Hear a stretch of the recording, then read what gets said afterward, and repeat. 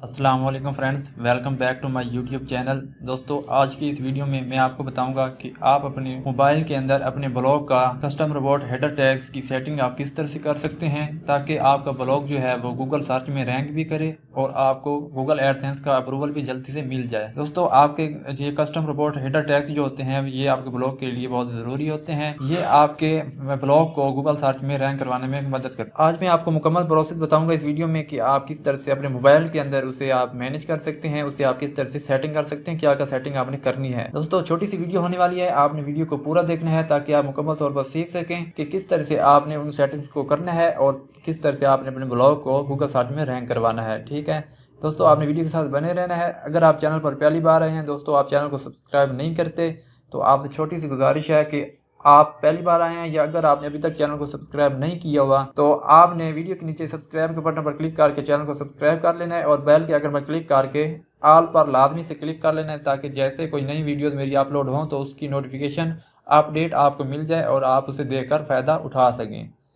चलिए दोस्तों, बढ़ते हैं वीडियो की जानिब। दोस्तों, आपने अपना यहाँ पर क्रोम ब्राउज़र को ओपन कर लेना है। ठीक है, मैं यहाँ पर अपना क्रोम ब्राउज़र को ओपन कर लेता हूँ और क्रोम ब्राउज़र के अंदर आपने अपने ब्लॉग को ओपन कर लेना है। अगर आपको नहीं पता कि आप अपने ब्लॉग को यहाँ पर क्रोम के अंदर किस तरह से ओपन कर सकते हैं, इसे लॉगिन किस तरह से कर सकते हैं, तो इसके ऊपर मैंने पहले से वीडियो बना रखी है, मुकम्मल ट्यूटोरियल बना हुआ है। ये आप देख सकते हैं, how to log in and use blogger in mobile. आप इसको देखकर अपने ब्लॉग को अपने क्रोम के अंदर लॉगिन कर सकते हैं और उसके बाद आप ये वाली सेटिंग जो मैं अभी आपको बताने वाला हूँ ये आप अप्लाई कर सकते हैं अपने ब्लॉग पर।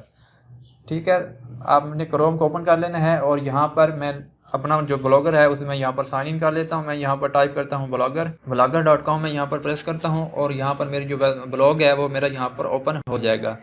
ठीक है दोस्तों, ये आप देख सकते हैं यहाँ पर मेरा ब्लॉग जो है वो मैं क्रोम के अंदर यहाँ पर सक्सेसफुली ओपन हो चुका है। ये हमारा यहाँ पर ब्लॉग ओपन हो गया। उसके बाद आपने दोस्तों क्या करना है, आपने 3 लाइंस जो आपको मिल रही हैं लेफ्ट साइड पे टॉप पे मेन्यू वाली, आपने इस मेन्यू के ऊपर क्लिक करना है तो आपके पास जो मेन्यू है वो यहाँ पर ओपन हो जाएगी। जब मेन्यू ओपन होगी आपने यहाँ पर नीचे स्क्रॉल करना है और यहाँ पर आपने सेटिंग्स के ऊपर क्लिक कर लेना है। आपने यहाँ पर सेटिंग्स को ओपन कर लेना है।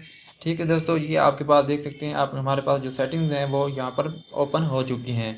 यहाँ पर सबसे पहले हमारे पास बेसिक सेटिंग है, इसको हमने अभी नहीं छेड़ना, हमारा टॉपिक इसके ऊपर नहीं है। हमने कस्टम रोबोट हीटर टैग्स को देखना है, उसको कैसे आपने ऑन करना है, कैसे आपने उसकी सेटिंग करनी है। तो उसके लिए आपने नीचे स्क्रॉल करना है, वो मिलेंगे आपको एंड पे। तो यहाँ पर आप नीचे आ जाएँ, मेटा टैग्स हैं, मेटा टैग्स के नीचे आपको यहाँ पर आप देख सकते हैं enable custom robots header tags.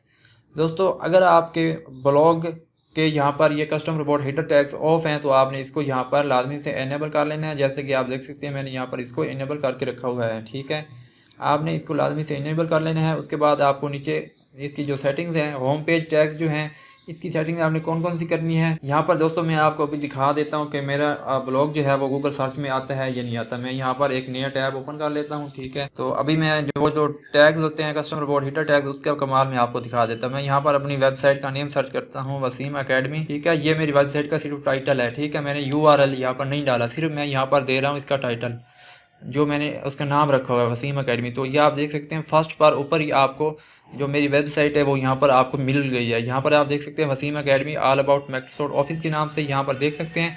हालांकि इसका जो URL एड्रेस है वो learnwithsial.blogspot.com ये है। ठीक है, मैंने सिर्फ वसीम अकेडमी सर्च किया तो आपको मेरी वेबसाइट जो है वो टॉप पे पहले नंबर पे गूगल सर्च पे मिल गई है। ये हमारे आ चुके हेडर टैग्स। आपने यहाँ पर इसको enable custom robot header tags के आगे आपको ये मिल रहा है, आपने इसको लाजमी से इनेबल कर लेना है। उसके बाद आपने होम पेज टैग्स के ऊपर क्लिक करना है। जैसे आप होम टैब के ऊपर क्लिक करते हैं, ये आपके पास custom robot tag for home page, उसके लिए आपके पास ये कुछ आपको टैग्स शो करवा देता है। इसके ऊपर आपने कौन कौन से टैग्स को सिलेक्ट करना है, ऑन करना है।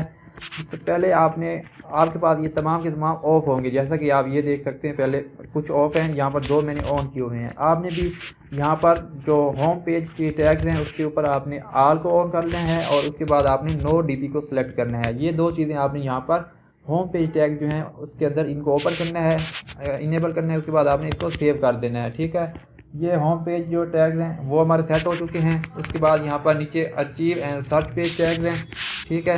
Achieve and search page tags के ऊपर आपने क्लिक करने हैं तो आपके पास ये custom reward tags for achieve and search pages, ये हमारे पास टैग्स ओपन हो चुके हैं। इसके अंदर आपने दोस्तों कौन से सेलेक्ट करने हैं, ये आप देख सकते हैं मैंने कौन से सेलेक्ट किए हुए हैं, no index and no DP, ठीक है। यहाँ पर आपने ऑल सेलेक्ट नहीं करना, आपने यहाँ पर करना है no index and no DP, ठीक है। ये टैग आपने ऑन कर लेने हैं। उसके बाद नीचे आप सेलेक्ट डेट है, यहाँ पर आपने कुछ नहीं करना, ठीक है। सिर्फ आपने ये टैग दो टैग्स को ओपन यहाँ पर इनेबल कर लेना है। उसके बाद आपने दोबारा से सेव के ऊपर क्लिक करना है तो आपकी सेटिंग यहाँ पर सेव हो जाएगी, अपडेट हो जाएगी, ठीक है।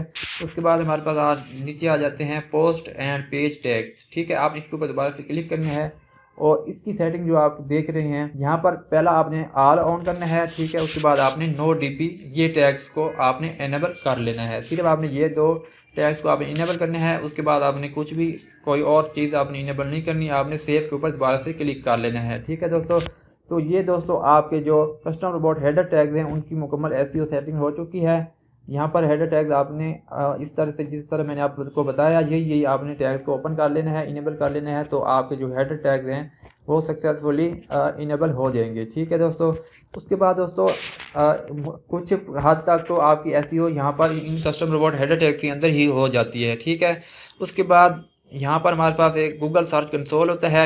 इसके अंदर हमने अपनी वेबसाइट का जो URL होता है, डोमेन एड्रेस होता है, उसको हमने वहाँ पर ऐड करवाना होता है ताकि जो गूगल सर्च कंसोल है हमारे ब्लॉग के ऊपर जो पोस्टें हमने लिखी हुई हैं अगर उसके रिलेटेड कोई बंदा गूगल पर सर्च करता है उसकी हमारे ब्लॉग के ऊपर कोई पोस्ट हमने लिखी हुई है और वो उस कीवर्ड के रिलेटेड कोई गूगल के ऊपर सर्च करता है तो गूगल सर्च कंसोल के अगर हम इसके अंदर हमारा अगर URL जो है ब्लॉग जो है वो वहाँ पर इनेबल है, वहाँ पर हमने ऐड किया हुआ है, तो अगर हमारा वहाँ पर कीवर्ड मैच करता है तो गूगल सर्च कंसोल जो है वो हमारे ब्लॉग की जो पोस्ट है वो वहाँ पर शो करवा देगा उसको, ठीक है।